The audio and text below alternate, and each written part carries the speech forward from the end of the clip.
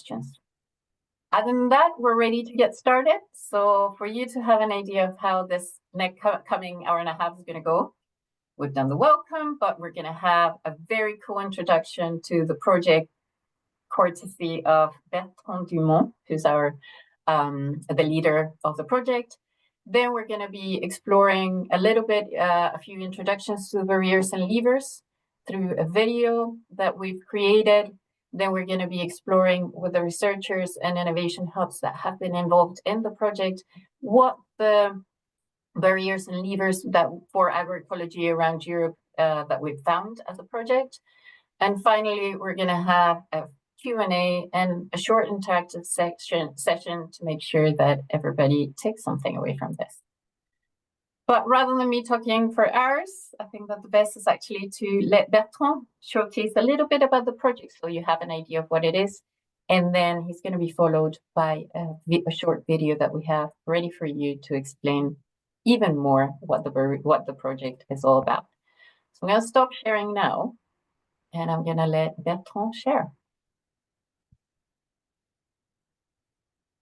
It should be all right now. Okay. Perfect. So thank you, Anna. Hello, everyone. It's a great pleasure for me to introduce this webinar, this roadshow. That is part from Horizon Europe Agroecology-TRANSECT project. What does TRANSECT mean? TRANSECT means transdisciplinary approaches for systemic, economic, ecological, and climate change transition. And we are funded in a climate call. And our overall goal is really to lay the groundwork for agroecology as one of the future of European farming by learning, engaging, and inspiring action. And in line with this mission, we wrote what we call the manifesto, and I just pick up some lines from this manifesto to explain you our overall philosophy. We consider that sustainable farming is no longer an option, it is an absolute necessity. We know we need to shift understanding from agriculture from one of working the land to one of working with the land. And to do so it means that we aim to work with nature in a way that benefits everyone, not only the food industry, but also communities and the environments. And we are seeing with our own eyes all the positive impact farming with nature can have to mitigate climate change, to preserve biodiversity in agroecosystem, and also to improve farm resilience and farmers' livelihoods. And considering these different dimensions, not only the environmental dimension, but also the social dimension is gathered in the agroecology framework, and we want to open everyone's eyes to its possibilities and to its potential. So what is agroecology? You know that there are different definitions of agroecology. It has been considered as a set of practices. It has been considered as science, but it's also social movement. And to define agroecology, what we do is that we frequently refer to principles, because agroecology is looking to propose to co-create solutions that are locally adapted. So there is no turnkey solution, but we can define generic principles to come to these relevant practices. And you see that these are the 13 principles that were defined by the high level of panel of experts of a committee on world food security of the United Nations. And you see at the bottom that there are some principles that are agronomic principles that apply at the farm scale, for instance, recycling, input reduction, conservation, preservation of animal health, soil health.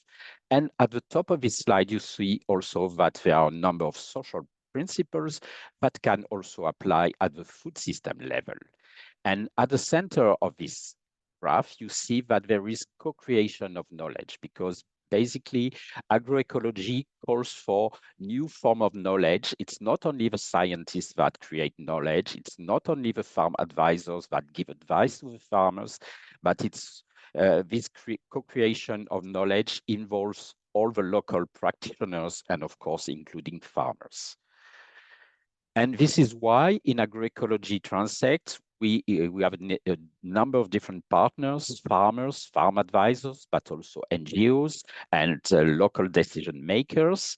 And with them, we co-create this knowledge to acknowledge and to understand the key enablers and barriers to actual uptake of agroecology at the farm and territory level.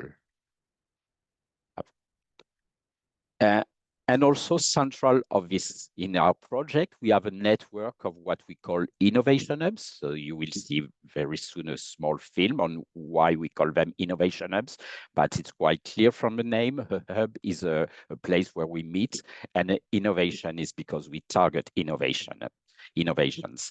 And the 11 innovation hubs are represented on this map. You see that one of the 11 innovation hubs is also in French West Indies, in Guadeloupe. And the color codes indicate that we target the diversity of European agricultural system. In green, we have grassland-based system. In blue, integrated crop livestock system. In yellow, we've got the annual cropping system. In pink, in Hungary, we deal with vineyard and orchard. And in Slovenia, you deal with horticulture. And we will today focus on 3 of these innovation hubs.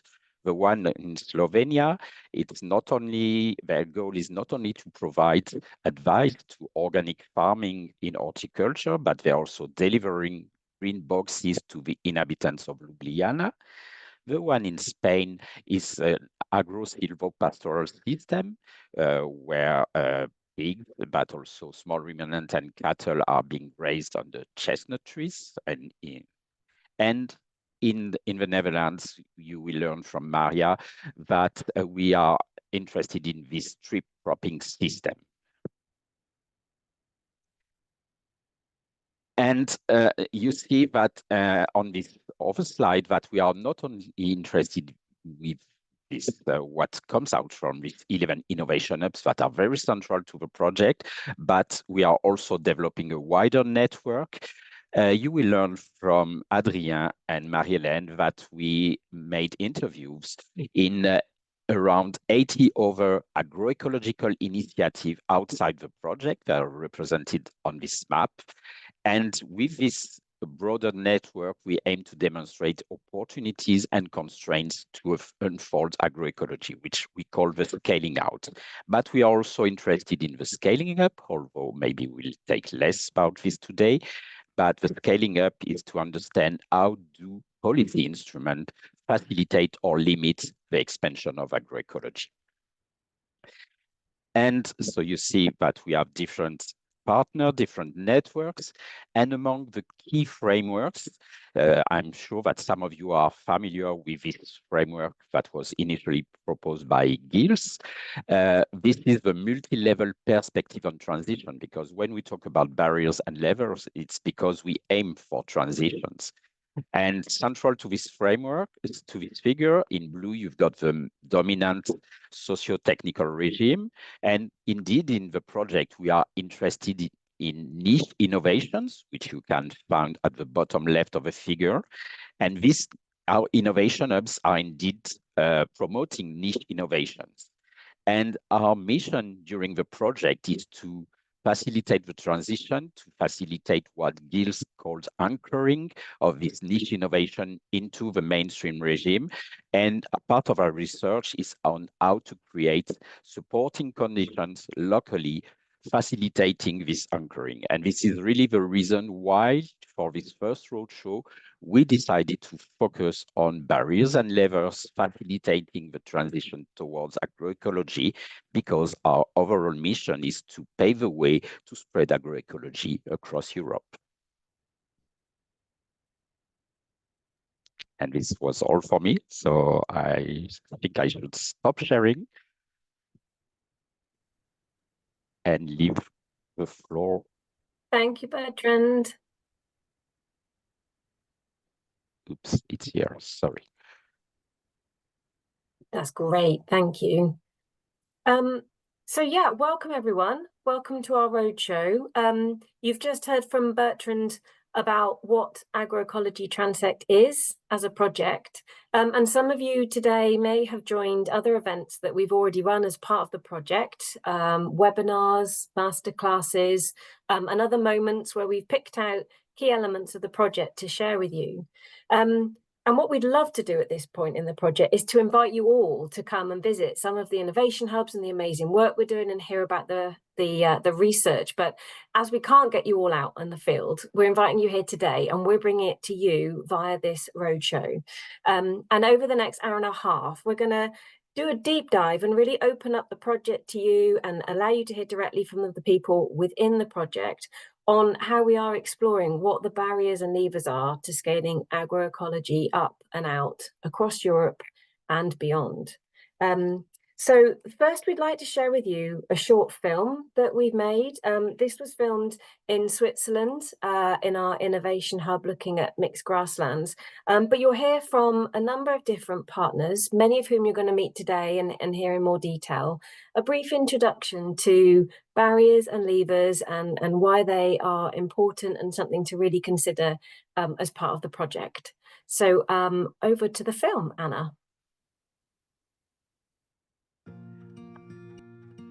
We want to show the potential of agroecology for adapting to climate change, but also to mitigate the effect of climate change. We want to show the potential of agroecology for preserving biodiversity in agricultural landscape, and we want also to show that it can enhance farm socioeconomic resilience. So the project is based on 11 innovation hubs that represent the diversity of European agriculture. We have innovation hubs going from Denmark to the south of Spain, from Romania to Belgium, and we also have one in French West Indies to open to the tropical world. We thought that these innovation hubs had already done good work and that we were at a time where we could accelerate the process with the project. The project Agroecology-TRANSECT is seen as a travel companion for the Innovation Hub, so we try to develop a common understanding of the Innovation Hub functioning, history and context. So we look at, among other things, the barriers and levers that they encounter in their agroecological transition. Evidence-based research is important to create trust between research and agroecological practices. So an innovation hub is a place where farmers can experiment with the new things on agroecology they want to try out, and we work in arable farming in the Netherlands. Our strip cropping farmers, which we work with, they really like this way of farming and they see quite good results in that their harvests are stable or even better, and they also see good results in the biodiversity on their farms. The ambition of Inspira Territorio, which is the name of our innovation hub in the Sierra de Aracena, is to support an agri-food system that is as much local and agroecological as possible. Our innovation hub is one of 11. We aim to become a knowledge center for small, sustainable farmers. On the other hand, we also want to communicate with our customers because our original core business is a veggie box delivery scheme. What we have done is actually bring farmers together, because they deliver to us, but then realizing that it is good that they exchange knowledge, and so we are facilitating this kind of knowledge exchange between farmers.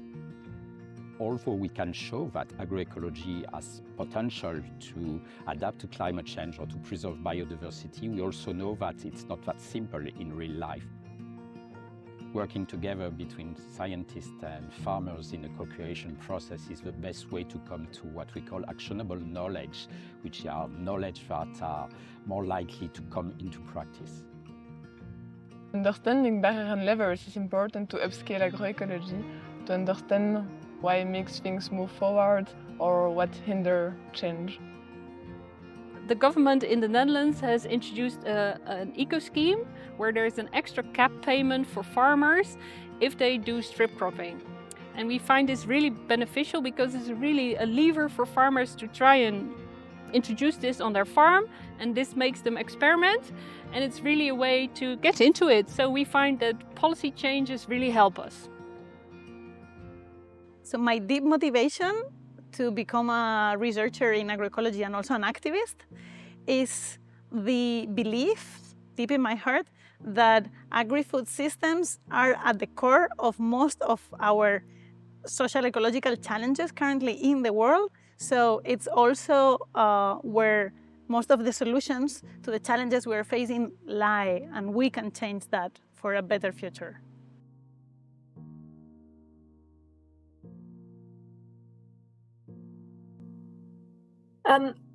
Hopefully you all enjoyed that. That was a brief introduction to some of the great colleagues in the project and hearing what we're working on. You're going to hear a lot today, as it's the main theme of the roadshow, about barriers and levers to agroecology. So we're just going to do a very quick explainer for you, just to be clear what we mean by barrier and lever, before we take a bit of a deeper dive into some of the amazing research that's coming out of the project. What do we mean by barriers and levers? In simple terms, we are talking about things that help or hinder agroecology to establish and succeed. Barriers are things that make it harder to start, grow or replicate successful agroecological projects. These can include challenges such as lack of funding, difficult policies or limited practical knowledge. Levers are things that help these projects succeed. They are like tools or opportunities that push things forward, such as a strong community support, helpful policies, or access to good training. These barriers and levers can come from inside a project, for example, how the team is organised, or they can come from outside of it, for example, government rules or market conditions. They also interact with each other. Sometimes, fixing one barrier might create a new lever, or vice versa. By identifying these barriers and levers, people working on agroecological projects can think about how to improve things. This way, they can figure out what changes or support is needed to help these projects thrive in the long term and to bring about agroecological transition. These solutions can then be shared wider to pave the way for agroecology across Europe.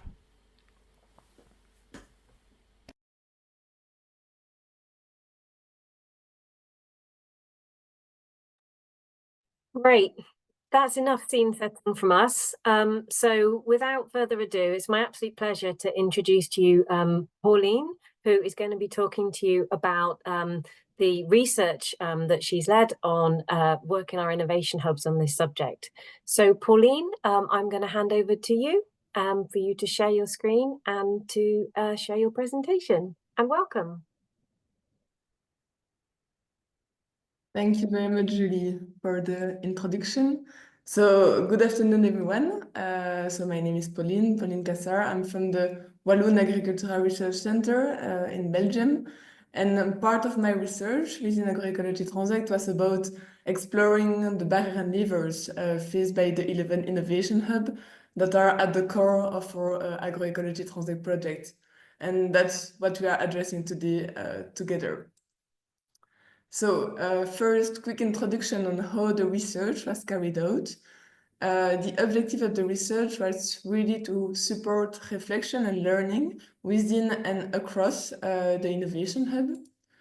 We had different cycles of data collection, analysis, and reflection with local stakeholders from the Innovation Hub. Data collection was mainly centered around interviews that were carried out either online, on-site, or at project workshop. And those interviews were done with a diversity of key complementary actors from each innovation hub. And within those interviews, we explored different topics and notably the barriers and levers faced by each innovation hub. So based on this deep investigation of barriers and levers faced by each innovation hub, the goal here was to highlight some trends across our sample of initiative. And we have categorized the barriers and levers identified according to 6 main dimensions that you can see here. So we have knowledge and information, policy, economy and market, society and culture, infrastructure and natural environment, and social organization and cooperation network. And I will now illustrate some important barriers or levers identified across our sample of initiative in each of those dimensions. So let's start with knowledge and information. The lack of practical knowledge on agroecological practices was a common barrier across Innovation Hub. And this is illustrated, for instance, in this quote from a farmer from the Danish Innovation Hub working in conservation agriculture. So we see he is talking about the little knowledge available on direct seeding in conservation agriculture. This lack of knowledge on agroecological practices is tackled by the Innovation Hub in different ways. For instance, through knowledge exchange among farmers, on-farm experiments, or collaboration with other stakeholders. Then, still in knowledge and information, many factors were also related to the new advisory and research role in agroecology. And it was frequently mentioned across Innovation Hub that the valorization of practitioner knowledge and experience and having a facilitative advisory approach are important levers. And this is reflected in the following quote from one Danish advisor, highlighting that the role of the advisor is not so much to tell the farmer what to do, but rather to discuss things, to ask him questions, and to facilitate the process. However, many challenges related to the new advisory and research role were also identified across Innovation Hub. And this difficulty is reflected in this quote from one Belgian researcher. And she said that they try to have this shift in the way they advise to something where they co-construct things, but it's not easy to have this position. And this difficulty can be explained notably by the lack of skills in facilitation of advisors and researchers, or by the difficulty for advisors to advise practices that are riskier also for the farmer, or the difficulty to leave the expert role, as this role is also expected from the farmer, that advisor and researcher take that role. So now in terms of policy, the inconsistency in EU national or local regulations for agroecology was a very common barrier across our sample of initiative. And it's interesting to see how Innovation Hub are tackling this barrier, because some Innovation Hub feels they don't have the capacity to tackle this important political barrier, while others are really engaged in advocacy. We see, for instance, in Bulgaria, here, they are engaged in advocacy to increase the support of high nature value farmers, mainly at a national scale. Then in the Netherlands, we will hear from Maria later on, but they are advocating for strip cropping, and they faced improvement there with the inclusion of strip cropping as an eco-scheme in the national policy. And in Guadeloupe, but also in Hungary or Spain, they are also engaging with local policymakers around agroecology. Then, in terms of economy and market, the limited economic profitability of agroecological farmers is a common barrier. It's reinforced by the lack of demand from consumers, but also the lack of competitiveness of agroecological products. And the Innovation Hub are using diverse strategies to tackle this. For instance, some are trying to get closer to the consumer. This is observed in Guadeloupe with this quote from a Guadeloupe farmer, but also in Slovenia or Spain. And other innovation hubs, such as in the Netherlands, in Denmark, are working on increasing the acceptance and demand from more conventional economic actors for agroecological products. In Romania, they are working on increasing access to the market by collective sales of their product under a specific brand, here under Bio Danubius brand. And finally, also, of course, the availability of aid funds for farmers is an important lever there also. Then, still in economy and market, we also observe limited financial and human resources of the Innovation Hub Collective, as an important barrier for their development. And they're developing different levels to this, funding through research projects, funding from foundation or from profit activities, and also the cooperation networks are important lever there. Now, in relation to society and culture, the awareness of the urgency and seriousness of the climate situation and the need for change is an important factor. It influences consumer demand, but also farmer motivation to adopt agroecological practices. And sadly, the negative effect of climate change is a way to highlight the resilience of agroecological system, but also the need for change. Then, in terms of infrastructure and natural environment, the lack of adapted machinery and infrastructure is common across Innovation Hub. The lack of adapted machinery reinforces technical challenges on field, for instance, for weed or pest management. Here we have a nice example from the Belgium Innovation Hub with a machinery that's really useful for them as they are working in organic conservation agriculture. And here we have a photo from the Spanish Innovation Hub, and they highlighted the lack of processing infrastructure, which challenge the transformation of the products and the opportunity to get closer to the consumer. Last but not least, in terms of social organization and cooperation network, we see that being surrounded by diverse and supportive cooperation networks is an important lever across the Innovation Hub. And also the diversity of skills and profiles within the Innovation Hub was mentioned. However, the lack of commitment of some initiative stakeholders is also quite frequent across Innovation Hub. And for this, the perception of added value by the participant to be part of the Innovation Hub seem important, of course, and also the development of trust among participants and having an ongoing dialogue on needs, results, and expectations are critical levers.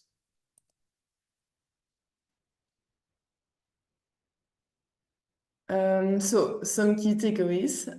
Throughout the presentation, we have explored some of the major barriers faced by the 11 Innovation Hub, and also some of the strategies that they have implemented to tackle them. It's important to emphasize that these solutions are tailored to specific context, and so we don't pretend to present one-size-fits-all solution to these complex challenges. Instead, the goal has been to share ideas and proposals that come directly from practitioners working in the field. And as a final thought, I would like to share this figure that I saw at an event last week, because I think it seemed very complex, but the goal is that you don't read it all here, but I think it perfectly encapsulates the point of our discussion today, because the figure illustrates the numerous interconnected components of the food system. And in this complex figure, here we see the farmer. So it really highlights the importance of considering the food system in all its complexity when we are addressing issues such as barrier and levers to agroecology in Europe. Thank you very much for your attention, and I'm looking forward for the questions. Pauline, thank you so much for your insight, and thank you for presenting it in such a clear way, because it's obviously a very complex thing and a huge amount of research that you've done to get there, and you've made it sound very simple to me, who's not very smart. So thank you very much indeed. We're really lucky to have Pauline, and we're also very sad because she's coming to the end of her time working on Agroecology-TRANSECT now. She's completed this body of work, so we're really chuffed that you could join us today for this session.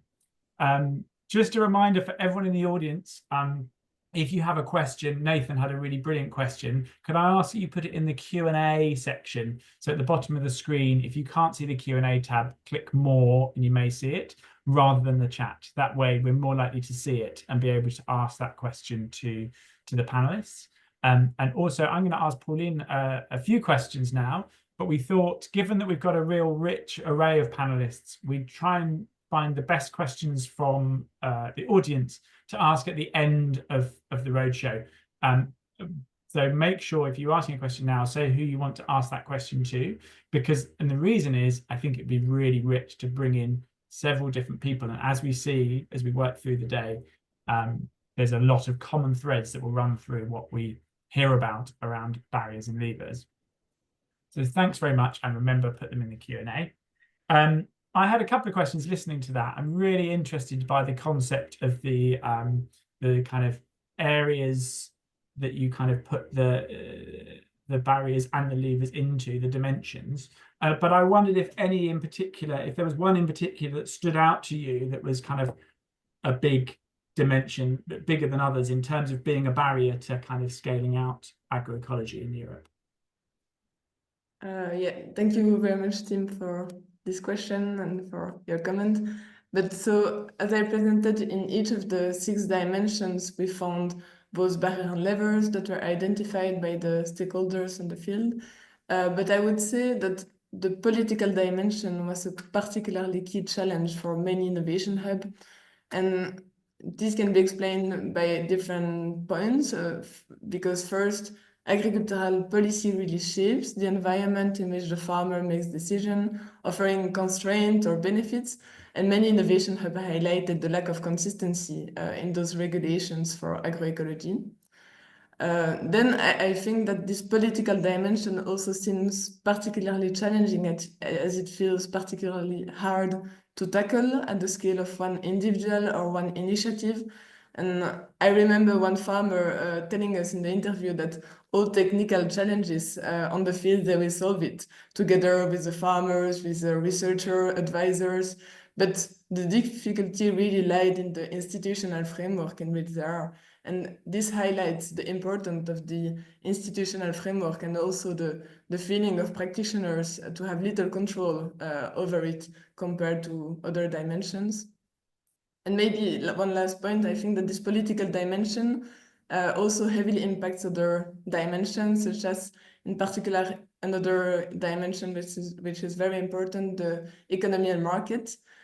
Because farmers' incomes, for example, are directly influenced by political decisions, like the availability of subsidies, the protection for agroecological products against imports, for instance.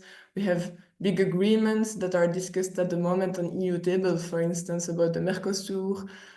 So I think that these political factors are also shaping the economy of farmers, and which in turn also affect farmer motivation to adopt agroecological practices. Because, yeah, of course, farming is a job for many farmers, so they need to get satisfactory income from their activities, of course. So I guess kind of what you're saying is this political dimension is particularly important because it has such a big impact on the economic situation of farmers and how much they earn to live and survive. Is that right? Yeah, exactly. So I think that this political dimension is very important because it's also influenced by other dimensions such as economy and market, which is also as much important as this political dimension, of course. And I think that there we as consumer, we have a main impact also to play in the way we eat and the choices we make. Yeah. Thank you. No one on this call will be kind of not aware of the huge climate extremes that we're facing increasingly, and even, you know, very recently, and we had, everyone's experienced extreme climate events to an increasing degree. Did that feature in your research much? What was coming out of the innovation hubs? How much did they mention climate change as a barrier or a lever?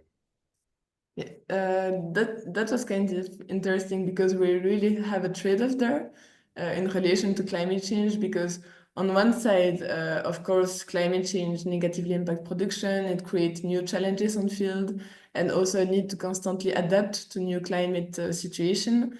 But on the other side, it was also mentioned by the Innovation Hub that they observe sometimes an increased awareness of the urgency of the situation by society, but also by policymakers due to the negative effect of climate change. So yeah, this also revealed kind of an opportunity there. So yeah, there is a trade-off in relation to climate change in the answer from the Innovation Hub. And I think we're going to come to that as well. Climate change is going to come up again later, so with some of the other speakers, so we will revisit that.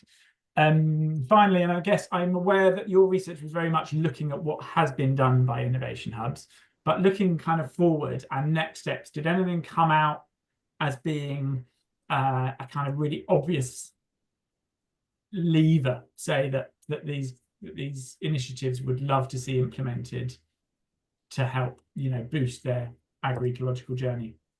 Yeah.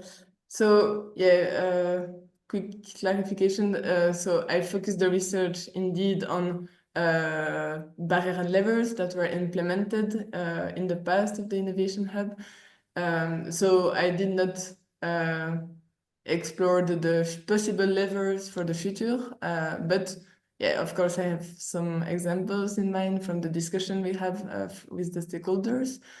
I'm not sure if those are easy levers, but I think they are obvious, so it's important to mention.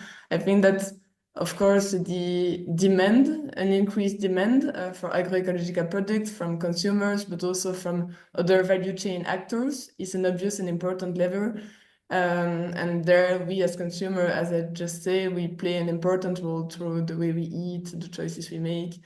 And in relation to that, some actors that I met also mentioned the need for public policies supporting the consumption of agroecological products by society.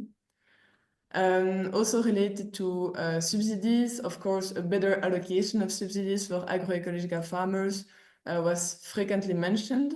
For instance, a better translation to the local context, better adapted to scale and practices, agroecological practices.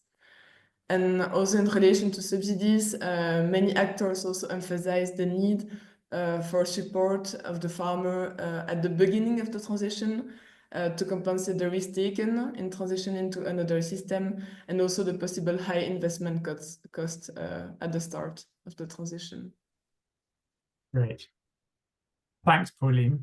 Again, really, really rich presentation and answers. And I would encourage people to keep putting your questions into the Q&A as well. And as I say, we'll ask you to come back, I think, at the end so that we can answer, more questions. I'm just having a quick look in the Q&A now, but I think we'll wait. We'll keep all of those for later on. Erica, Angarita, what are the criteria used to classify or describe innovation hubs? We're going to come to that and hopefully do more of an explanation in a second.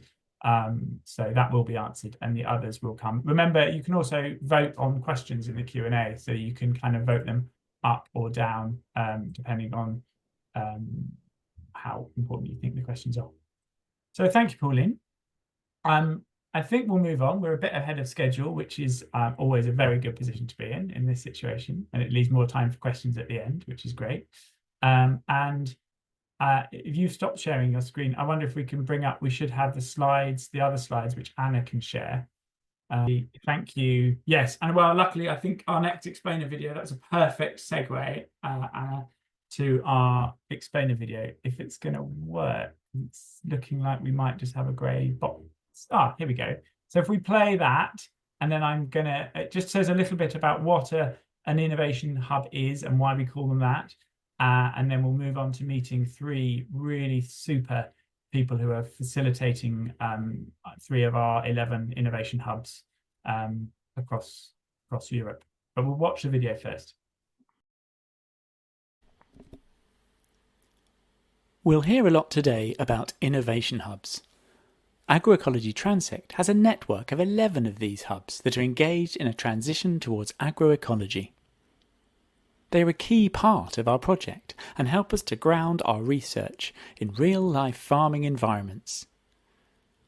In other projects, you may have heard to them referred to as pilot sites, living labs, or demonstration sites. Each hub represents a local network that was already working to implement and scale out agroecological principles at both field and farm scale. They've joined the project to test out specific agroecological practices in a way that could be monitored and measured. Our innovation hubs reflect a diversity of different farming systems across Europe, including horticulture, arable, livestock and integrated mixed systems.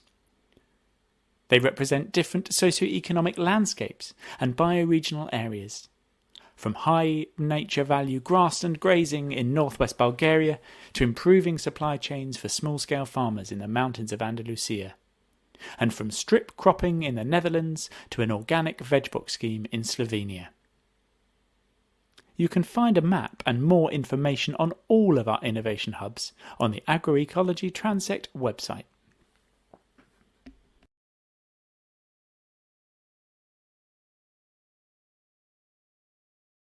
Hopefully that is a little bit clearer. And all of these things, the great thing about the Roadshow is it's not just a webinar. We're going to have all these elements on our website as well to help us tell our story of barriers and levers a bit wider beyond our session today. And we'll share links to that at the end of the session. But I think we need to crack on and meet the first of our wonderful facilitators, Elisa Oteros Rosas, from Inspira Territorio in Spain, and she's going to tell you all about her wonderful project. But we had the absolute privilege as a project of visiting this hub a few weeks ago in the Sierra de Aracena in Andalusia, and it really is a special place. So hopefully we'll get a glimpse of that today as we hear a little bit more from Elisa, and then we hear about barriers and levers after we've heard from the other hubs. Elisa, over to you. Are you there? Yeah, thanks, Tim, and everyone. Welcome. Thanks for joining in this roadshow today. So yeah, what to tell about Inspira Territorio? This is we are in the southwest of Spain, in Andalusia, in a province called Huelva, nearby Portugal. And Inspira Territorio is an alliance of different stakeholders. So the core is formed by civil society organizations, but very important members of the alliance are also the regional agricultural office, the local development group, some municipalities. So it's quite a diverse group of people. And what we are doing is trying to push forward an agroecological transformation, or sometimes just recovering what was there, and what is still there about local traditional farming systems that are low input and very iconic. So this is the most typical landscape that you're seeing, the chestnuts in the area, where we are doing some experiments on the impact of changing some of the management practices. But the very iconic product in the area is the Iberian pig, but it's not the only one, So the region covers about 40,000 hectares. 40,000 inhabitants are we. There's 29 municipalities, and we are basically pushing forward changes in the way of understanding agri-food systems, and in the way of perceiving them also culturally, So one of the ways in which we're doing it is, for instance, through these art approaches. We're creating an open air museum with large-scale murals. It's only one of the lines of work, but also trying to reconnect production and consumption. For instance, through the support to the development of new infrastructures that can retain the widest value of local products locally, so that we facilitate this transformation of products in the area, and therefore also the local consumption. Thanks. That was very succinct. Everyone's been under strict orders to explain a very brilliant, wide-ranging project in only 3 minutes. So thank you very much. And we'll come back in a minute and hear some of your barriers and levers that you've experienced, and then hopefully take some questions on that as well. Next up, we head to Slovenia, where hopefully Alexandra's managed to join us, because she is on her veg box delivery round and should be in a van somewhere. I'm looking, she did join, and I can't see her on the panelist. Aha, here we are. So this is this is as real and legit and based in farming and food as it gets, because Alexandra is delivering veggie boxes. And we have some slides, hopefully, for Alexandra we will share. Alexandra, I hand you the floor. Please tell us all about your project, the Green Box Ghana Innovation Hub. Thank you very much, Tim. Yes, so indeed, I am in the middle of my delivery route today. Dobrodošli is Slovenia. We are Čarna. and a green box veggie delivery service. We are now 15 years old or young, depending on from which point of view you look at us. But we started the box 15 years ago out of a need to have specifically fresh, organic, local, seasonal food. That's why we did. In the meantime, we started as traders only, and we built a network of what is now approximately 70 farmers all across Slovenia.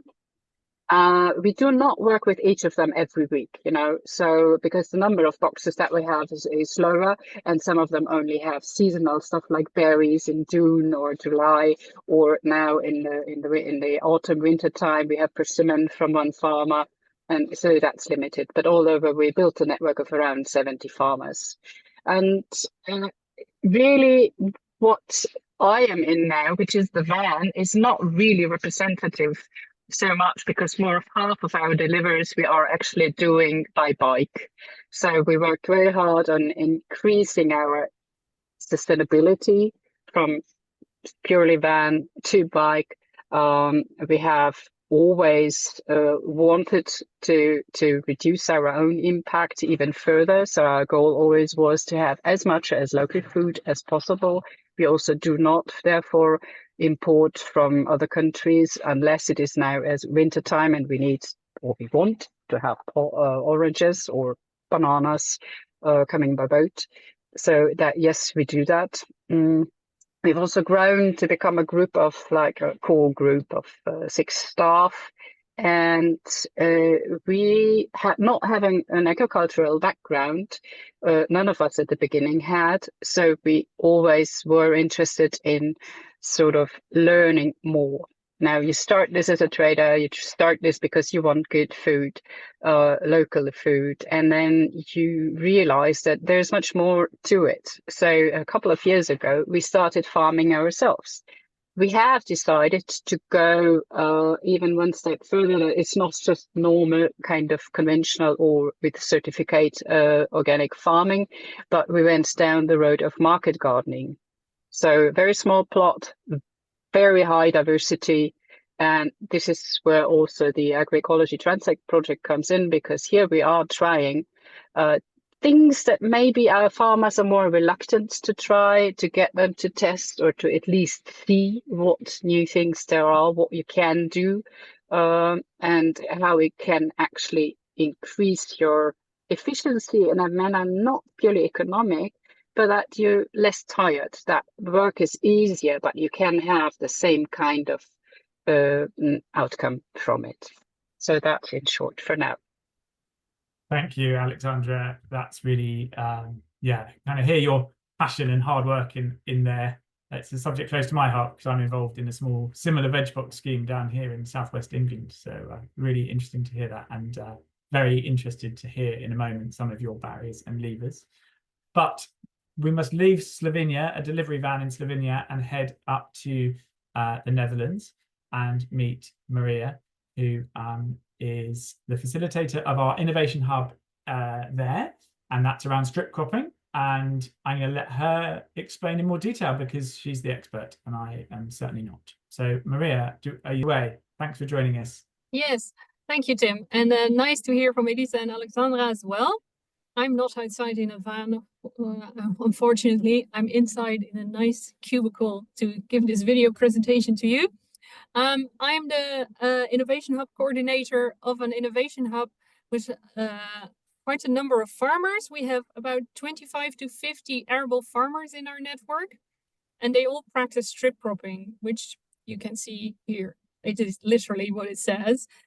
These are arable farmers across all the arable areas in the Netherlands. So that means from the southwest to more of the northeast, we have a sort of a band of arable soil across our country. So it's more clayey soils like you see here on the picture, or more sandy soils. And these are mostly arable farmers with bigger farms. So that means like 20, 50, even up to 300 hectares of farming. And some of our members are more like market gardeners. So they have smaller farms with maybe 1 to 5 hectares and usually also more crops. And our arable farmers practice strip cropping. That means they grow from up to 4 to maybe even 8 crops in strips of maybe 3 meters wide to 27 meters wide on a field. And that can mean that they combine like 1 or 2 crops and then 1 or 2 crops on a different field, or they even grow all 8 crops next to each other in one field. And some of our members are even on smaller strips, so they go to 1.5 meters. And some of our farmers go to bigger strips, up to 36 meters, which is then defined by the width of their spraying machine. But our government sort of has this definition, which we'll be talking about later, 3 to 27 meter strip cropping. And why do these farmers do this? Because basically crop diversity is always good. So that's like the main takeaway from our innovation hub. But they do it because they sort of love biodiversity, they're bird enthusiasts, they like it. Or there's also some mostly organic farmers who are interested in more of a resilient farming system where they have like this balance on their whole farm. So this is a big reason for them to start doing it. So we have a really nice network also with researchers and farmers where we like interact on which crops are the best to put together or which crops you can sow after each other. Because with strip cropping, you add a dimension not only in time that you have a follow-up of different crops, but also in space. So this is the nice challenge of adding an extra dimension in your cropping system. Thank you, Maria. Really succinctly put as well, and within the time limit, which is wonderful. Thank you. And hopefully at home, you're getting an idea of the richness of our projects and our 11 innovation hubs. And after this section, we're going to hear from Adrien and Marie-Hélène about beyond our innovation hubs. So we're going to take it a bit wider, but just to kind of point out, hopefully people are getting an idea of the diversity in permaculture and agroecology and or organic farming, whatever term you want to use. Diversity, you'll know diversity is a really important thing. So we definitely have that within Agroecology-TRANSECT, which poses challenges sometimes, having very different projects involved, but it also creates real opportunity. So thank you, and thank you, Maria. While I have you, and we have focus on you at the moment, you're the main head on my screen. Let's come to you and talk a little bit about your barriers. Obviously, you would have worked with Pauline and her research to tell her about that, but can you tell us a little bit, is there one or are there maybe 2 barriers to what you do within the project that stand out to you? Yes, so we find it a big barrier for farmers to adopt this kind of strip cropping system and to like grow our impact, so to have more farmers adopt it. That is like the perceived complications and the extra work, because extra work and it being more complicated than growing a full monocrop or monocropping in a big field, of course, is an actual fact if you have different fields spread out on your farm.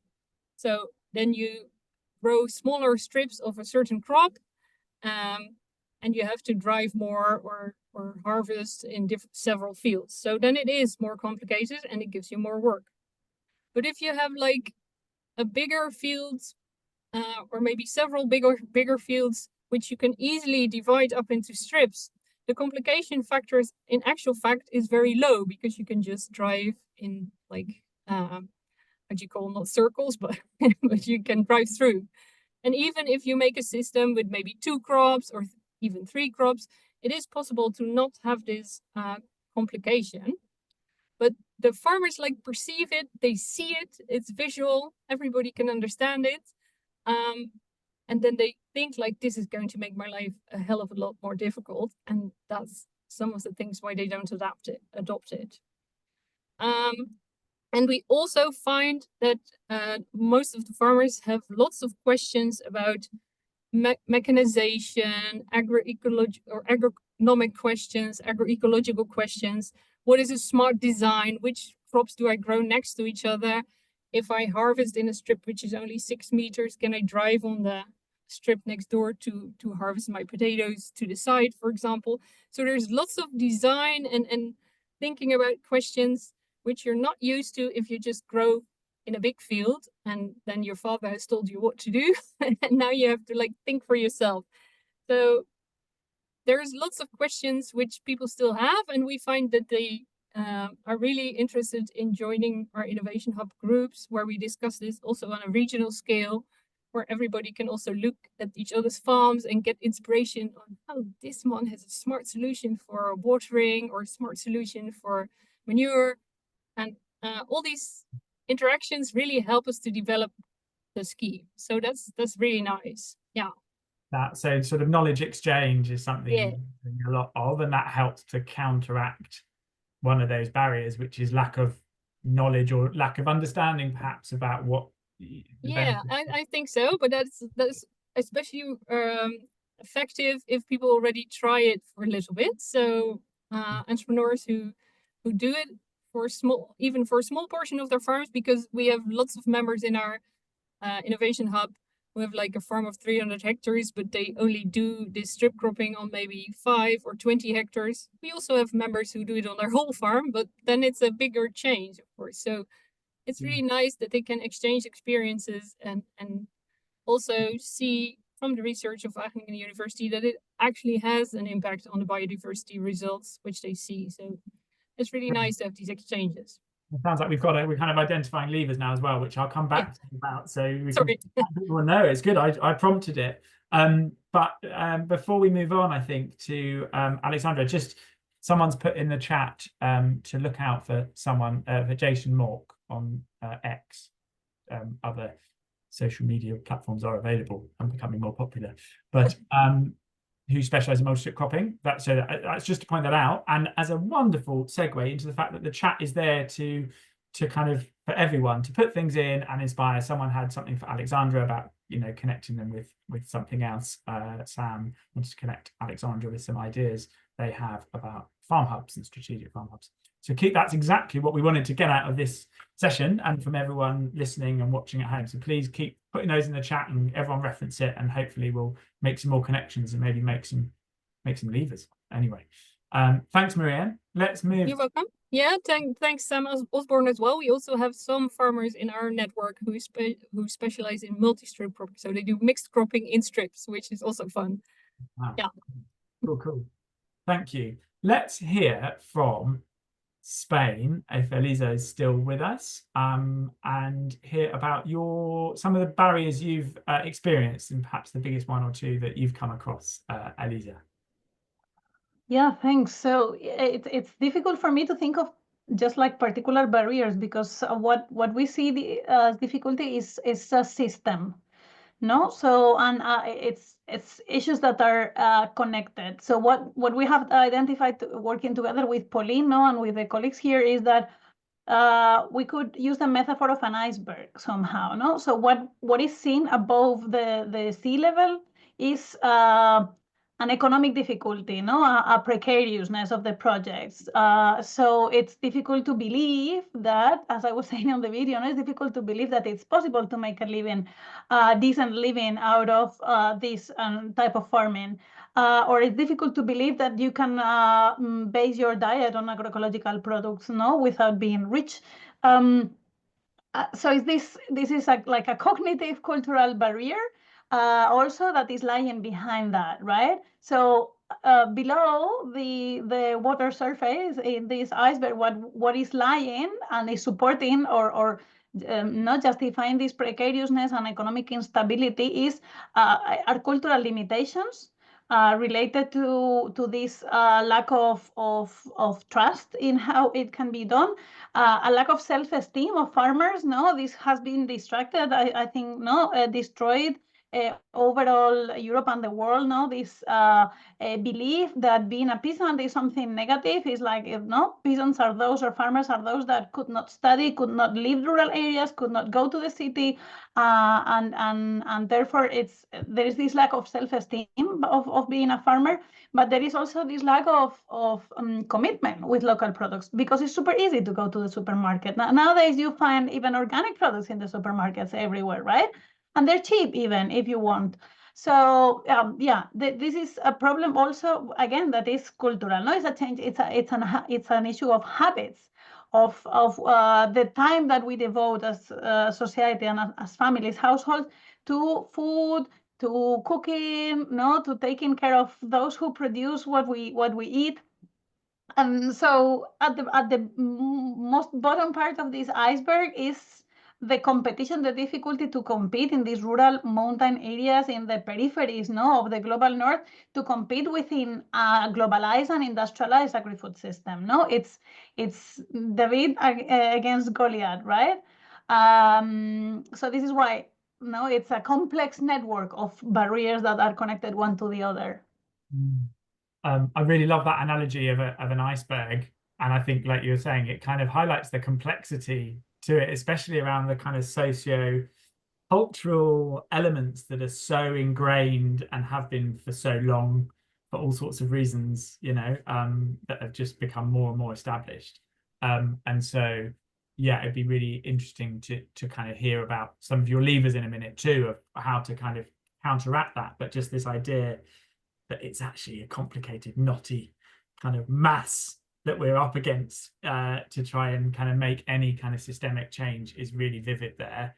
And also just to point out to everyone kind of watching and listening that Pauline, because you referenced it there, Elizabeth, Pauline's research went into a lot of detail, and I'm not sure how much of that, some of it's sensitive because of the nature of the projects we're working with, but how much is published. Maybe we can update, someone else on the project can update you or Pauline, but there's a rich amount of like diving into that complexities and the interrelations between the different barriers and the different levers that is kind of, if you really want to deep dive to understand how we're going to unwrap them a little bit, is super valuable. So thank you. I feel like it'd be really, really interesting to hear from Alexandra. Thank you, Elisa. Hear from Alexandra about barriers in Slovenia from the delivery van somewhere. Yeah, one of the barriers. Actually, there's almost nothing more to say than to add to what Elisa said, because that is exactly the complexity of it. And it also makes it difficult in a way to distinguish between barriers and levers, because they're so intertangled. Because I mean, you have to understand Slovenia is a small country, and farmers, specifically organic farmers, are small farmers, even though on average farm size is below 10 hectares. So imagine, you know, you have to make a living on that. And of course, they're all family I mean, all, a large part of them are family farms. Another aspect is that almost none of them exclusively lives or can live from the income that farm generates. So as Elisa said, you know, and this is all entangled in our culture, in our in our decisions that make it difficult for farmers to survive. On the other hand, of course, you have an aging farm population. You have farmers that are therefore more or less running a bit out of steam, so to say, even though they were among the first organically certified farmers in Slovenia. But they continue doing things as they have done. And it's really difficult to get them to try new things. One of the reasons why we ourselves started also farming, to see where these edges really are. But of course, we as a company are delivering, which is our core income, boxes, then we have different edges that we have to sort of round to make them less sharp and painful at times. But so yes, I couldn't agree more with Elisa. So I in a way I would say, and link it to the levers also, it stands and falls with both the farmers and the customers. So the supply and the demand, and they have to find more. I feel, and the feedback we get from customers, some of them have been with us for 15 years, and we really have changed their lives, and they have changed their lifestyle and adapted, because it's different if you get a box every week, or even if you just order one by one, say on a 2-week basis, and just what you choose, not just a seasonal box. Then you do have to to use these things. You have to make you have to cook, you have to invest that energy. But of course, a lot of people then think, okay, this is just, I can't deal with it after a 12-hour shift or after a full day's work. But on the other hand, it is this kind of, our society is built around being together. We are not individual. We can't survive individually for a long time. We need this society, this contact. And of course, food is the thing we usually connect around which we connect. You know, it's food. You meet friends, you go for a drink or to eat. You know, it's this is the aspect. And I think maybe we have to think much more about again how to revive this, how to make it valuable, not having to show how I can go to a fancy restaurant, but actually I took the time to be with my family and we had fun cooking together. Yeah, thank you. I think that's really crucial and really echoes what Elisa was saying. I've heard it said before, there's an unfortunate term in our society, we talk about consumers, right? We have food consumers, you're just consuming in this capitalist society, this stuff at the lowest possible price. But if we reframe it as trying to have a society of food citizens, where they're kind of citizens who are using their power and seeing the power of where they choose to get their food if they can, that's really valuable. There's other challenges around that, around access and price points. I'm really aware of that. Thank you. And it's actually called agriculture. So there is a culture in this already in the word. So let's play with it. Yeah, great. Thank you, Alexandra. Does anyone, before we're going to hear, our time is a little bit short, so we will move on. I'd love to hear like a kind of lever, trying to end on a kind of positive, pragmatic sense of this section. Any levers that you think are really obvious from your innovation hubs? Does anyone have anything to add to that discussion on kind of barriers before we do that? Great. Maria, levers. I know you touched on it a second ago, but I mean, give us some positivity here. Yes, I will try. We find that a big lever in our case was that our government in 2023, so a year ago, 2 growing seasons ago, introduced an eco scheme which was specifically designed for strip croppers. So in our country, you can get points in the eco scheme, so you get an extra cap payment. And this eco scheme gives you the options of bronze, silver, and gold. And organic farmers are automatically in gold. So for them, it doesn't matter. They automatically get the highest premium possible. But non-organic farmers, you can get points, which gives your whole farm a boost to go from bronze to silver or maybe even to gold. If you do strip cropping, you don't have to do the strip cropping on your entire farm. You can do it just on like maybe 5 hectares, but you do have to do it like with 5 crops in one field. So it's quite a complicated variant of the strip cropping. And you have to do it with at least 2 food crops. Trees are also allowed to be introduced. So in that case, it looks a little bit like Elisa's system, but just flat, no mountains in our case. And you can use 2 resting crops, like for example, grains, or cover crops like green manure, but you can also use like 5 crops which are for human food. And this really boosted the participation, because in 2023, we grew from 50 to 400 farmers who adopted it out of a population of 18,000 arable farmers. So it's still very small, but it's like bigger, and in every region you have someone who does it, you know, so you can go and visit your neighbor and think, okay, maybe this is something to look out for. So we find in our case that policy which gives out a reward to farmers really helps. The funny thing was, when it was first introduced, lots of farmers whom I talked to, because I'm a farm advisor, who did not yet participate in strip cropping projects, said to me, well, if you can get subsidies for it, then it can't be anything, then it can't be worth anything, because the farmers in the Netherlands are really entrepreneurial and they really want to like make a profit with their farms. So if they're dependent on subsidies, it's sort of not good, you know? Funny thing is, they are dependent on subsidies, but they don't currently want to admit it. So at first, it gave us a bit of a hiccup, but then lots of people participated in it because they were like with their farm advisors looking at how can we make a mix of all these eco-scheme measures, which is good for our farms. And this was a really easy introductory method doing that. So we find that policy changes can really help to grow the base of people who participate. And in the Netherlands, this means that every year the eco-scheme qualifications get harder and harder. So you need to do more. In our case, we had one small criticism. The minimum strip width was 3 meters because that's how our government with an aerial photograph can check if you actually do it and give you the premium. So that's easy for them. But of course, we wanted to also be able to include like the market gardener farmers who go even smaller and have more biodiversity results that way. Because if you go even smaller, you get better results.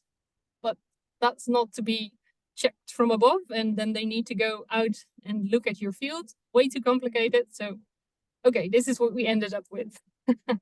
But it's good anyway. A nuanced kind of way of looking at it, but actually behind it a really concrete, simple way of something done at a national level. Yes, has been a lever, and I kind of like that, and that's kind of speaking a lot about what we're trying to do as a project. And the Innovation Hub is recognizing these, the scope of how can they be scaled up. Thank you, Maria. Alexandra, you're still with us?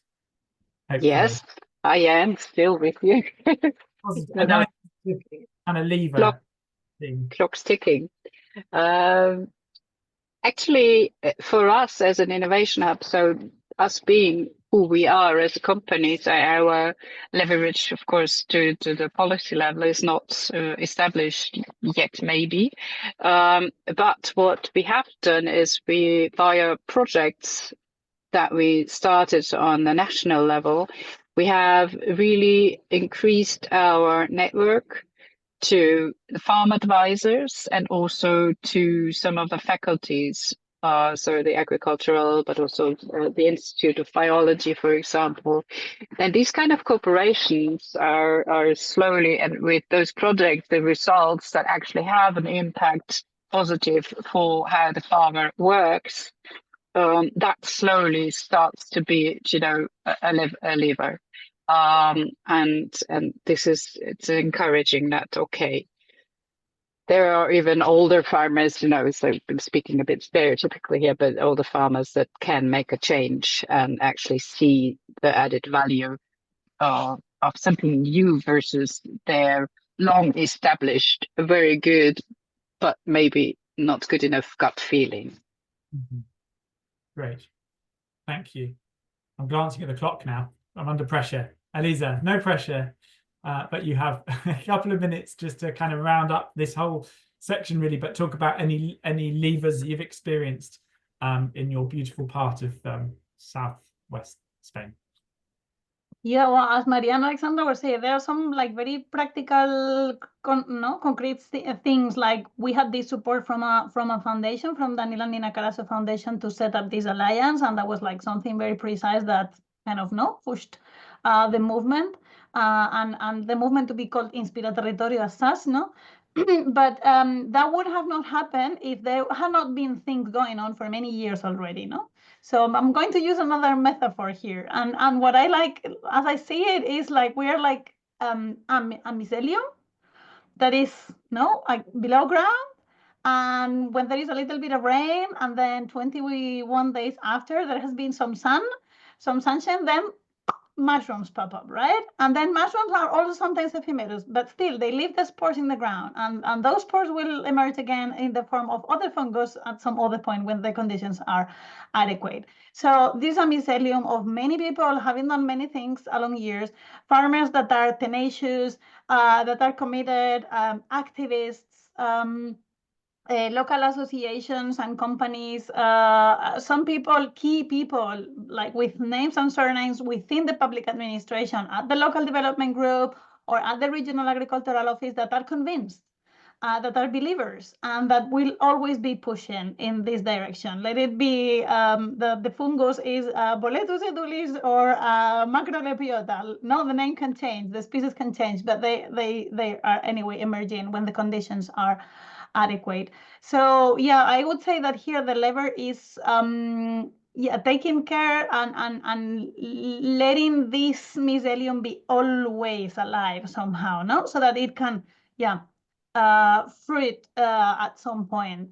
And it's and its commitment and toughness and not letting it go, it believe, because it somehow life goes on and farming goes on, and we have to eat, and I think this is also again something very, very cultural that Alexandra was just saying. Like, we love food in Spain, and food is at the core of the family life, of friendship, of our connection to land. Someone was asking in the Q&A about cultural ecosystem services and connectedness to nature. Of course, no, the chestnuts are still alive here largely because the chestnut is an icon, no, for the families and for the Sierra.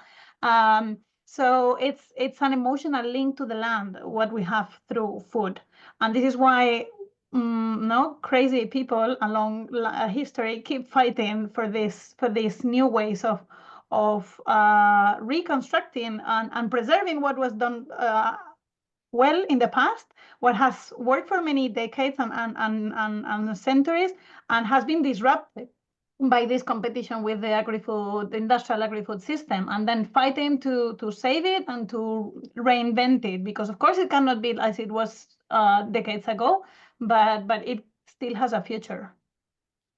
Great. Oh, thank you for capping that section so beautifully, Elisa. I don't know about anyone else. I think we need to ask you to write a book with your analogies and how we're going to change the world and bring about agroecological transition through beautiful analogies with mushrooms and icebergs. But thank you, everyone. Just to point out, there is you can find out about our innovation hubs on the Agroecology-TRANSECT website. If you just Google Agroecology-TRANSECT, you'll find us. There's more information on this. Is just 3 of 11. It's the tip of the iceberg, I suppose, of our innovation hubs, and it's a really rich ground. So thank you for taking your time. You're all really busy. Yeah, we really appreciate that, and stick around because we'll have questions at the end, I hope. And we will move on, the rest of us, to the next part. And before we do, I'm just going to stretch. I feel like we all need to sort of stretch. It's a sort of quite a long session of, so apologies, sitting in one place, but really rich and really vital. So thank you for staying with us on the ride. The next section where I want us to go, we're going to go beyond the innovation hubs within our project and look at other agroecology projects beyond TRANSECT. And to do that, we've got some colleagues of Pauline's, and that's Adrien and Marie-Hélène, who are waiting. If you guys want to share your screen, because I'm aware there's problems with our slideshow, and I will just pass over to you and let you introduce the great work you've been doing in projects and initiatives beyond TRANSECT, but still within Europe. Over to you guys. Thank you very much for joining us. Shortly before they start, can I ask everyone just to say thank you for everyone that has been filling in the Menti with all the levers that you've seen. And now we're going to change it and move it into barriers that you perceive. So towards the end, we're going to have an idea of what you have been considered the most important barriers and levers. So just to let you know, we're moving the slide, and if you could introduce your ideas, that'd be great. And now I'm not going to interrupt anymore. Go ahead, Adrien and Maria.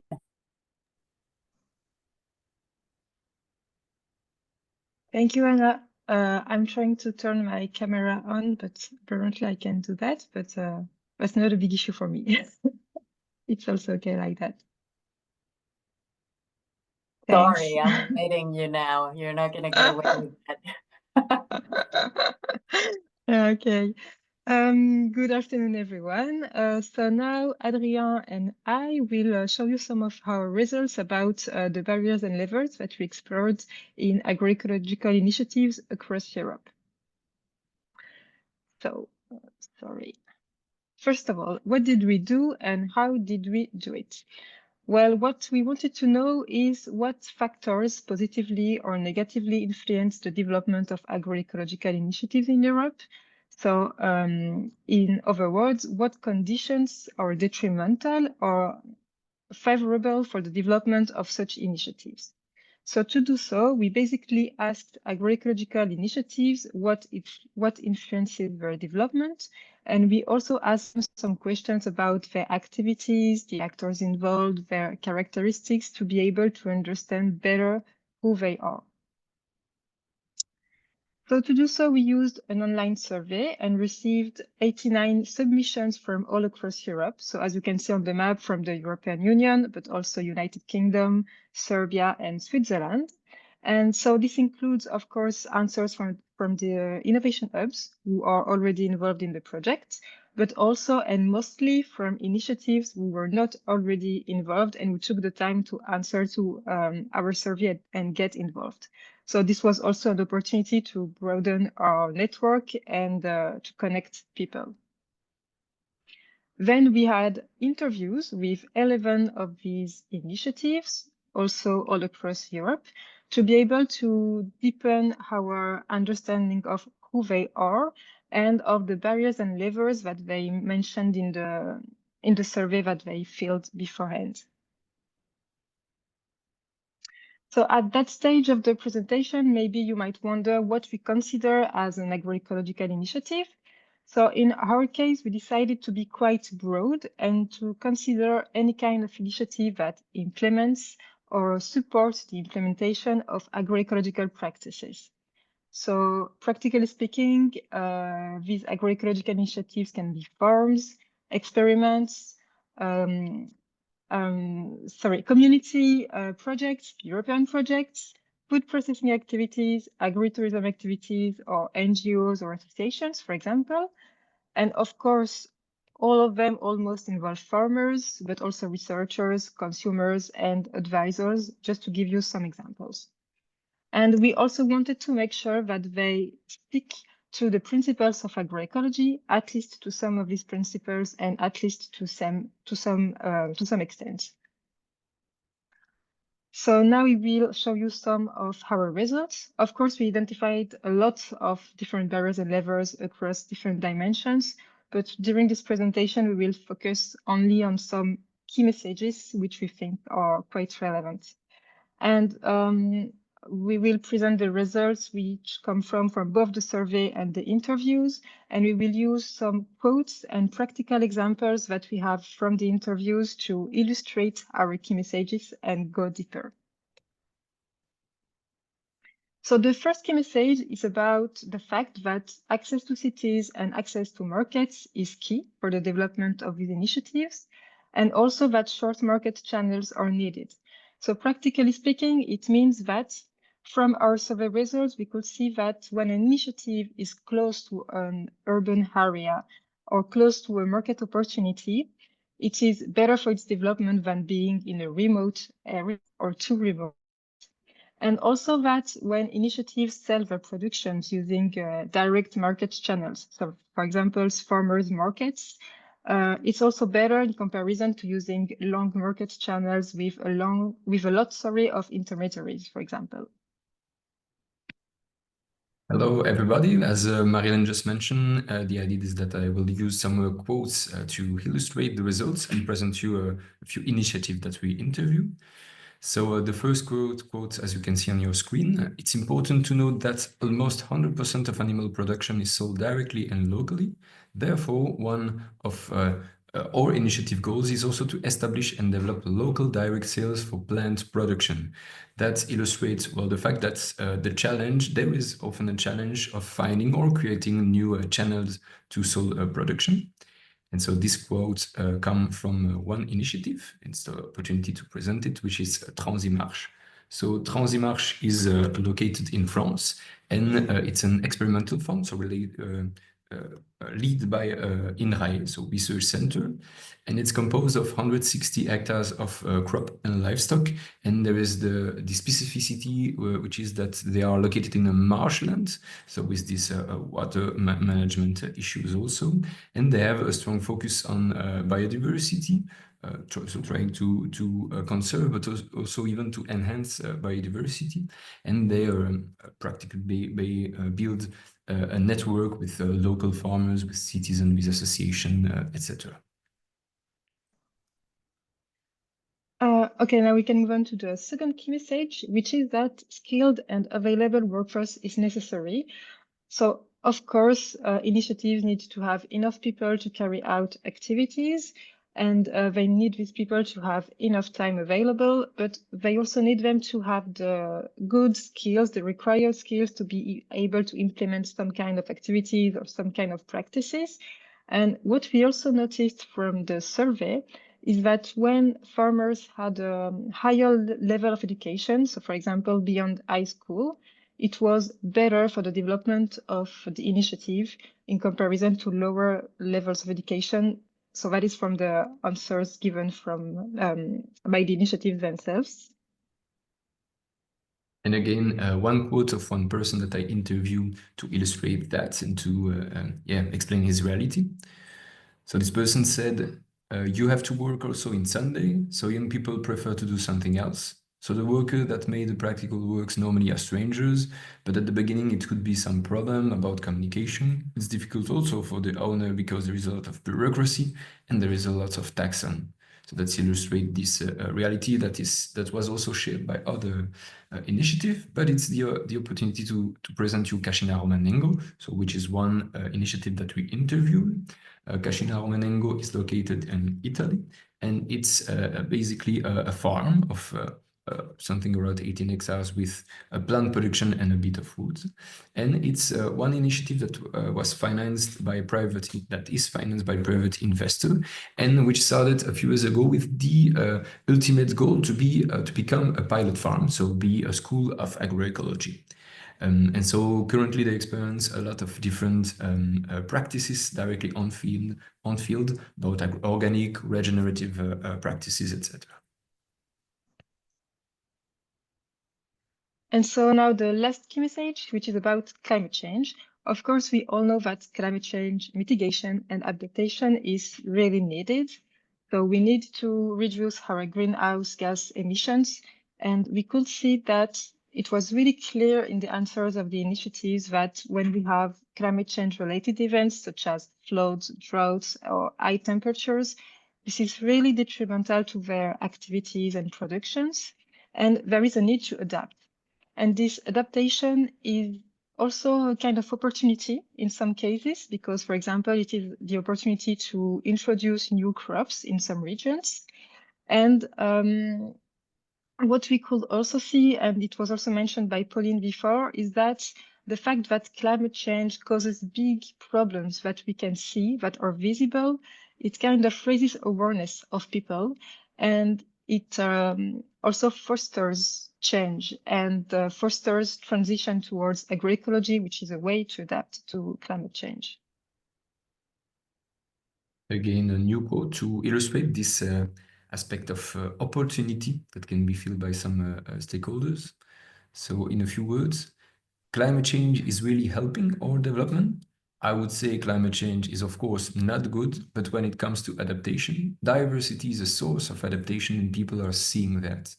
So that really illustrates the aspect that climate change is also, in a way, driving the change of practices. And this quote comes from one initiative which is located in Hungary, so the Magas Association.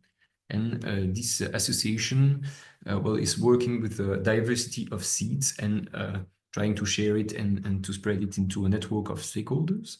They aim to promote the diversity with, for instance, all the races of seeds, and they are making also advocacy for the rights of peasant farming to act as a breeders in the system. And there is, of course, this opportunity, I would say, part that we can see from this climate change, but of course, it's also a big struggle. One other quotes from one farmers of another initiative. So climate change is a major challenge. It's really negative. It's a risk because we are deploying a strategy in a world that is changing too fast. Seeing the earth as your ally and as a living thing is important and helps. And so what we can see here is really the idea that complexity of finding new strategy in a changing world can be something very seen as a barrier, especially for farmers. And so that's the opportunity to present the fourth initiative I wanted to show here, to see a bit the diversity of initiative we interviewed, which is the Ghana Network Pajottenland, so located in Belgium. And it's basically a network of farmers. There were 15 farmers when they were at their peak, connected to a traditional brewery. And so they were, of course, producing cereal to make beers, but especially local cereal production with old varieties, and trying to implement agroecological practices and work on a special contract to have fair incomes for the farmers. So thank you, everybody, for your attention, for listening to all we had as results for you today. Thank you both again for presenting really complex kind of research and work in such a clear, understandable way. So yeah, I really appreciate that. And it's not an easy task to do that, I'm aware. So thank you. I'm going to ask you a couple of questions from me, if that's all right. But I'll keep them to a couple because I'm aware there's not much time left, and I want to maximize the amount of questions we have from other people, and have a look at the Menti before we finish at 2 o'clock. So it strikes me you were talking about climate change, and that really interests me, but I kind of wondered, slightly related, but with loss of biodiversity, were there any initiatives that you investigated that kind of addressed this issue in particular? Yes, exactly. Well, it was something coming, of course, into the interview, and enhancing biodiversity was mostly seen as something positive. And so some people saw that as positive, well, first because they want to pay attention to the wild diversity, so which was in the environment of the farm, but also other initiatives really seen that biodiversity as an ally to their goals. So for instance, a diversity of seeds, which is also biodiversity, as an occasion to test different varieties, to see which one is more adapted to their context. Or biodiversity in terms of biological life in the soil, for example, to help through pest management. But of course, biodiversity brings also complexity, and so that's something that's a lot of initiative explore, I would say. Great, thank you. Also, so the other thing I was thinking was, we're seeing a lot, and obviously we've seen this in the UK in the past couple of weeks, but across Europe, farmers out in the street protesting and making a lot of noise and very unhappy about a variety of things, but not feeling that they have the value, the economic and social value they deserve. Does any of the projects you look at kind of do they offer any solutions to some of these more socioeconomic things, these kind of that people are demonstrating so passionately about? So from the survey, we explored some socioeconomic factors, I would say. So for example, we asked them, what is your main source of income? And one thing that is interesting that we saw is that it was only when agricultural production was the main source of income of this initiative that it had a negative impact on their development. So that kind of reflects what you say about farmers' protests. And yes, and we also saw that when initiatives used like direct market channels, this is what we mentioned in the presentation, they tended to have profiles that seem to be more autonomous, more economically independent. So maybe that plays a role. And I would add from interview, but also outside of interview, we see that a key part of agroecology, really a key part, is about having a fair income for the farmers, for the producers. So of course, this question appears often of the economic issue. And I would say that from one perspective, some initiative mentioned that they see agroecology really as an opportunity for selling other products, an opportunity to try to build new value chain, and so that there is here the solution of highlighting the short value chain as a solution maybe to that, or at least something to explore. And in another way, there was also each initiative were trying to build some safe space for taking financial risk, meaning some researchers institutes or private investors that really try to build this safe place to try things, because of course trying something new is always a part of risk. Great, thank you. Yeah, thanks for putting that so clearly as well. The last question from me, and hopefully it's not too kind of general and philosophical, but having done all of this work that you've done and speaking to everyone that you've spoken to, what gives you hope for the future of agroecology, both of you? Maybe I can start. So what gives me hope is the fact that I could see that there is a lot of diversity in the profiles of the initiatives who answered the survey, and they seem to be successful. And so for me, that shows that there are many pathways that exist to transition towards agroecology, I would say, and that we can involve all kinds of actors also in this transition. So yes, for me, it is optimistic, I would say. It makes me optimistic. Yeah, and I would say maybe it's more a personal answer, so that's really the results. But what give hope is also to see all those people that are really motivated at the end to try to build their different initiatives and to make them run, and especially some of them were really, I would say, trying to do their best, but not only, also dedicated part of their life to the agricultural cause. So not only agroecology, but really agricultural cause as a whole. So it was really something impressive. And that's also give me just the opportunity to quickly thanks all the initiatives that answered the survey, but also a huge thank you to the one that took the time to make the interview with me. So really thank you to those, and in general to all the farmers, but also the stakeholders that take the time to speak and work with the research, because those are really key persons for building the agricultural sector of tomorrow at the end. So thank you. Wonderful. Thank you both for your time and your knowledge and wisdom, and for sharing your research. We really appreciate that. Thank you. Thank you very much. And you're going to stick around. We've got a few minutes left, and we're going to have some questions.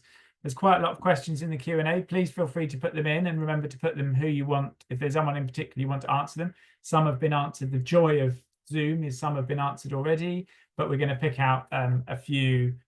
You can also like them, so we can pick out the ones that are more liked, and put those to the panel before we all finish at 2.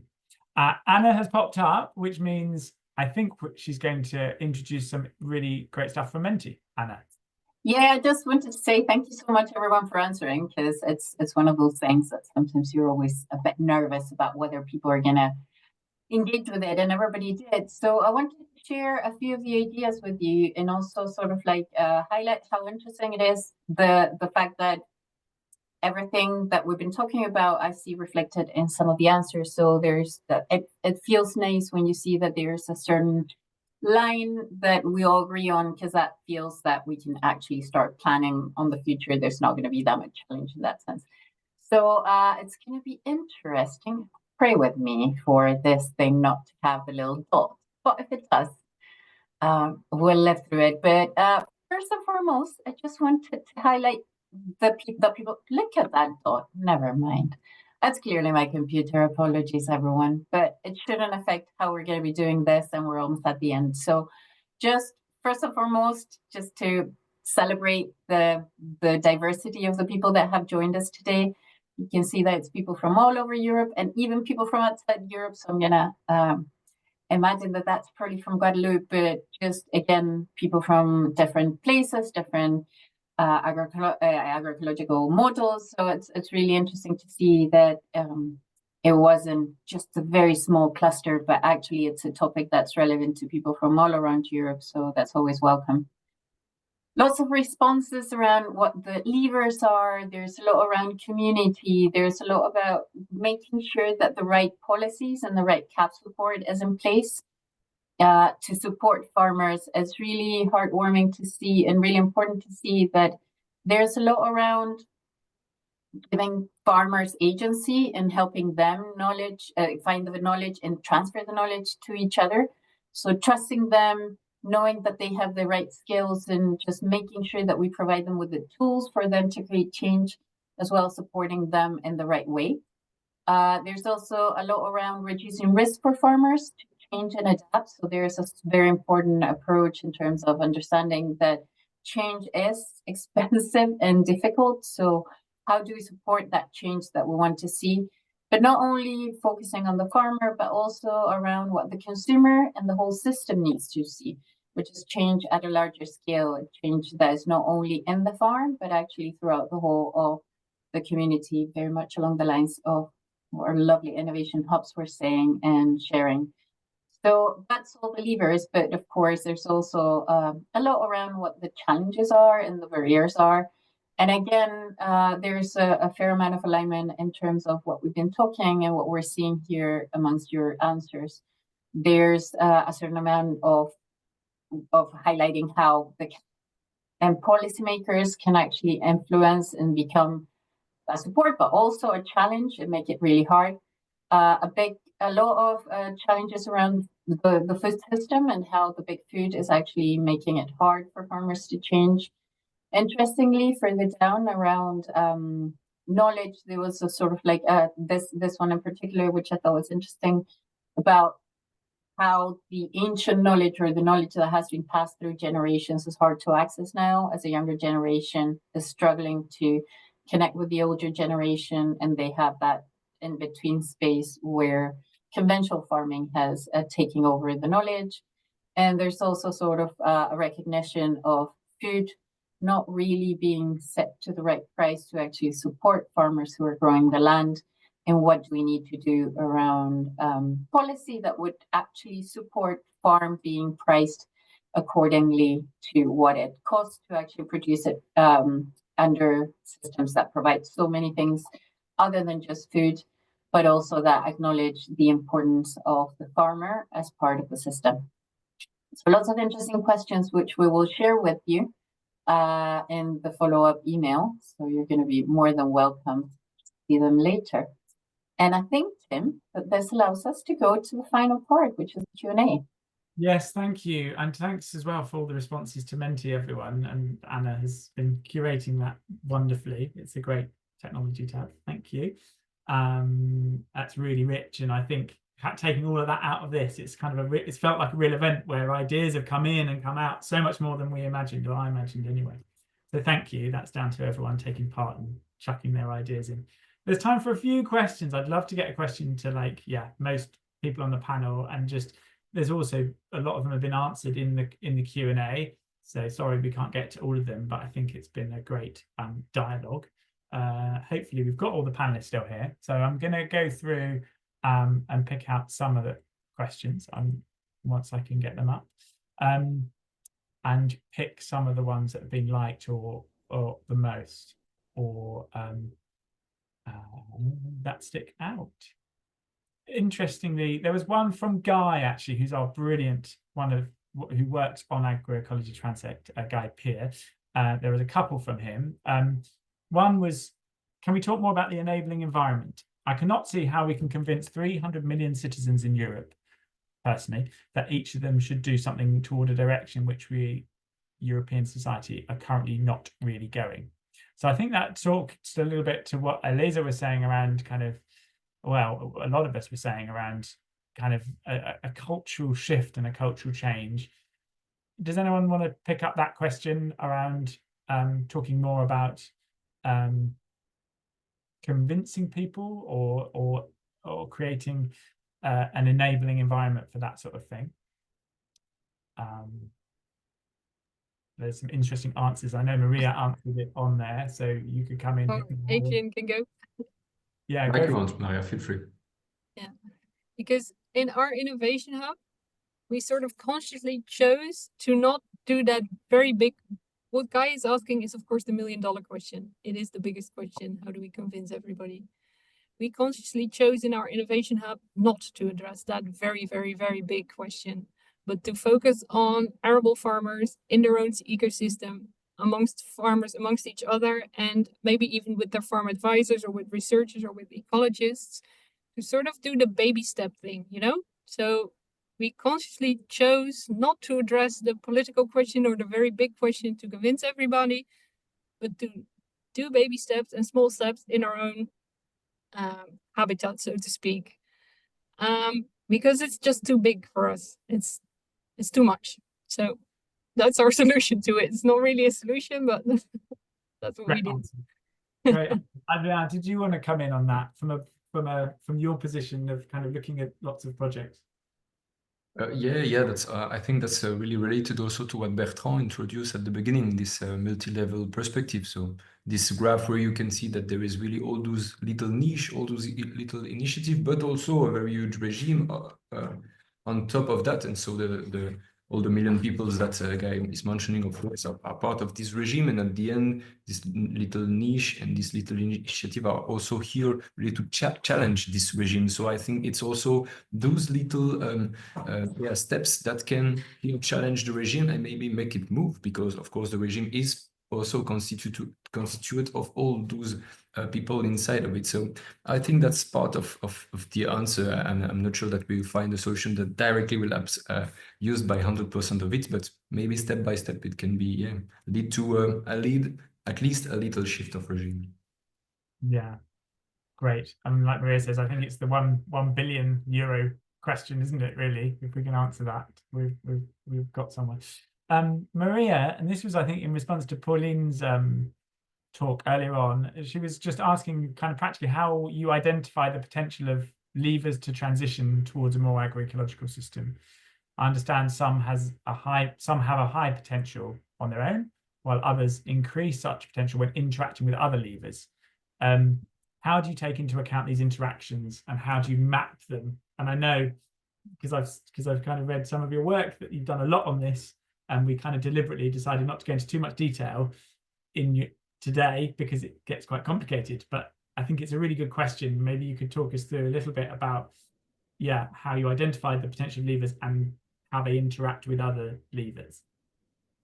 Yeah, thank you for the question. So for the moment, the analysis were done individually per innovation hub, and we had big maps of barrier and levers interacting together. I think we had around 20 or 30 barriers and levers for each innovation hub interacting. And so individually for each innovation hub, based on some metrics, building on cognitive mapping methodologies, we identified which barrier and levers were key in those networks. And now the next step will be the same as a transversal analysis across Innovation Hub to also highlight some key barrier and levers, as I just mentioned here in the presentation, but with some metrics maybe transversally across Innovation Hub. Great. Hopefully that answers that question. I think it does for me. Yeah, thank you. And Nathan Nelson, again, Maria and Elisa, thank you for answering this already in the box. But just to bring it to the panel, is there a sense of relative importance of different aspects of agroecology? How important are the techniques compared to the social conditions and connections, solidarity and mutual aid? And is there a magic ingredient that unlocks the potential of agroecology? And is it even what is done in the field? So I think the question's around, if I understand it right, it's sort of how do you get an idea of what different aspects, kind of when you're looking at socio-economic and social and cultural and technical kind of things, is there a magical ingredient that unlocks the potential of agroecology? It's quite a big question. Yeah, it's also, as Guy says, 50 billions per year cap question. 50 billions a year, wow. I find that it's really no, it's no problem, Nathan. It's fine that you ask this question, because it's also the question, if any one of you finds the magic ingredient, we'd really like to know, because I haven't found the one ingredient yet. I find that for different farmers and different regions and different groups of farmers, you have a different mix of ingredients every time to get them to enter into the agroecological, trying out things and experimenting and talking to each other. So I didn't find one ingredient. I find a different mix for every situation. And that's probably because it's still so individual and so system-based and so landscape-based to different situations. And not like a recipe which is fit for all, which is what maybe the non-agroecological farming is up till now. So there's recipes, we don't have a recipe. Thanks. I can see Bertrand has his hand up, and so does Elisa. So we'll come to Bertrand and then Elisa, and then I think that probably means this is the last question, because it's great to have this discussion, and then we'll hear from Julie before we close. But Bertrand. I'm exactly on the same line as Maria. In the project, you know now that we have these 11 innovation hubs, and one of the exercises we did with the innovation hub facilitators was to discuss with them the relative importance of the 13 principles from the HLPE. And the conclusion is that there was no one-fits-all pattern, because some of the innovation hubs were more focused on the agronomic dimension, while some others were more focused on the social dimension, while others had a balance. And finally, that's very logical, because these different initiatives do not have the same stories. Some came out, were built by scientists initially, who teamed up with local practitioners, and while others were really the outcome of municipalities, for instance, in the Sierra de Aracena in Spain. So they don't have the same history, they don't have the same questions. Sometimes the principle of reducing land inputs does not really make sense, because we are already in a system that uses very few inputs. This is the case of what we do in Bulgaria and in the south of Spain. So reducing inputs is not the priority, while in other cases it's becoming a priority. So I would strongly advocate not to look for the magic potion, and just to acknowledge that the diversity of the situation, the diversity of priorities of local stakeholders will naturally bring to different equilibria. Thanks, Bertrand. Elisa, the final say goes to you. Yeah, well, very much in line with what Maria and Bertrand already said. No, I think there is no magic ingredient as such, but and that's what I answered. But then something came to my mind, like, if there is something that indeed is somehow magic, it's that nobody can do it alone. So that any transition, any change, let it be at a farm level, let it be at a sector level, let it be at an agri-food system level, needs to be done cooperatively. So we need cooperation, we need collaboration, we need everyone on board, or as many different people as possible on board. And we will not be able to convince I don't know how many billion people in Europe perhaps, but there is this theory, I don't know the authorship, I'm terribly sorry, but that says that if you're able to mobilize 3.5% of the community you want to change, then you will change it. So it's only 3.5% that we need to change, only. And we can only do that through collaboration, through cooperation. If it's a farm level, you probably need to convince your brother, your father, your partner to do the changes, and not. So you need to cooperate within the family or the household or your farm or your neighbors. If it's at other levels, you need other stakeholders. So I know if there is some, and this is the magic that I perceive. This is the magic that we have perceived also locally. Magic happens when we suddenly, things happen because many people have been working together from here and there. I know, that's somehow magic. What a lovely way to end that Q&A. Thanks, Elisa. And also another esteemed colleague, Walter Rossing, has just said something on similar lines, optimistic message from evolutionary economics. Big transformations in the past resulted from step-by-step change that allowed readiness for when the big step was needed, i.e. many becoming convinced. And I think that's a lovely way to cap that off. It's 2 o'clock. I'm going to hand over to Julie to say thank you. Yeah, and I'd like to lead the thanks for everyone who's been on our panel today, and thank you. I'm sure it's been fascinating to listen to, and I hope all of you joining us online have found this valuable and interesting. We'd love you to stay engaged with the project. We have presence on LinkedIn and Blue Sky and Facebook and X, so please do join us. We've run many webinars in the past, so if you've missed any, go to our website and you can follow the link to our YouTube site where you can watch back those. And our next webinar, which is coming up in January, the 13th of January, which is on the effects of agroecology and biodiversity and climate change mitigation, according to scientific literature. So exploring a subject that's come up much today in the conversation, and we'd encourage you all to go and sign up for that so that you don't miss out in the new year. And on that note, in the interest of being on time, thank you again, everyone, for joining us. We look forward very much to seeing and hearing from you all again in the future. Take care. Goodbye. Thank you. Thank you to everybody. Bye. Bye. Thank you. Bye.